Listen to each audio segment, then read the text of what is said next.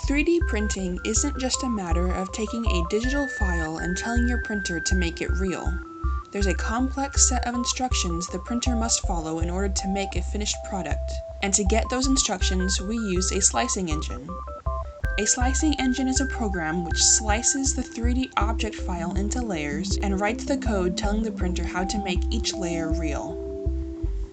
Here at the Creation Station, we use the Raise3D Pro 2 3D printers, which have their own proprietary slicing engine called IdeaMaker. All our computers have IdeaMaker installed, and the program is available for free download on the Raise3D website, if you want to use it at home. Like most slicing engines, IdeaMaker doesn't just write the instructions for the 3D printer, it also lets you make small changes to your 3D file before you even get printing.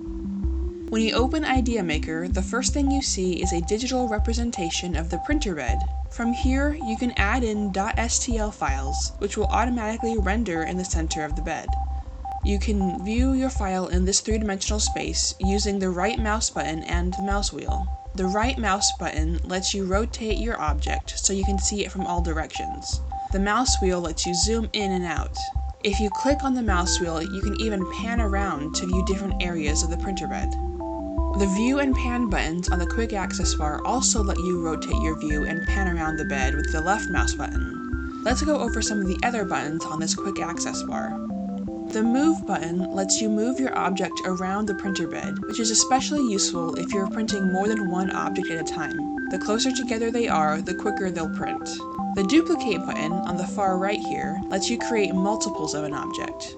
The Rotate button lets you change the orientation of your object.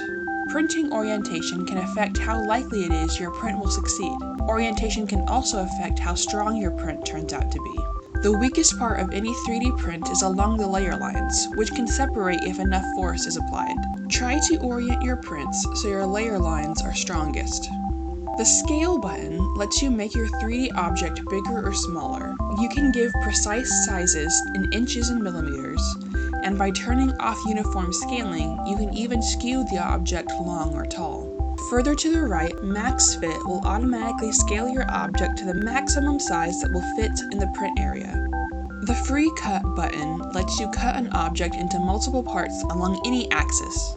This is useful if you only need to print part of an object, or if your object is particularly complicated. Complex 3D shapes can need mini supports, which can be reduced by cutting them in half and printing each half separately. Speaking of supports, there's a Supports button on the quick access bar that handles most of IdeaMaker's support settings. Supports are absolutely necessary when printing complex objects.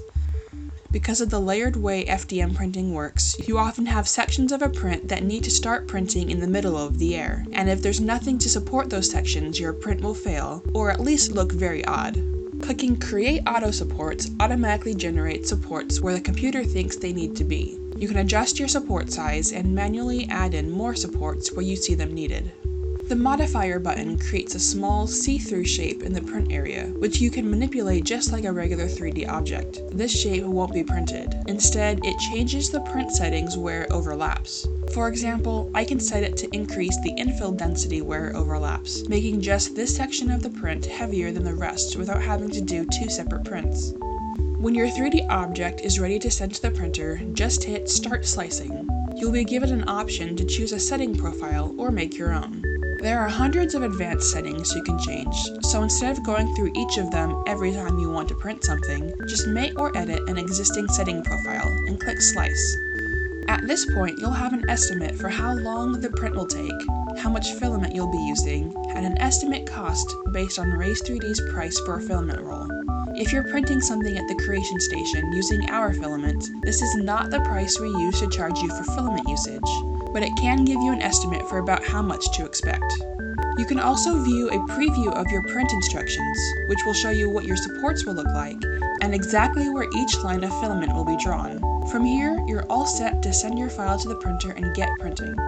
Members and non-members alike can take advantage of our express services even during regular Creation Station hours. Just send us the file you want printed, and your finished item should be ready in about 48 hours. Check out our Facebook page in the links below to learn more.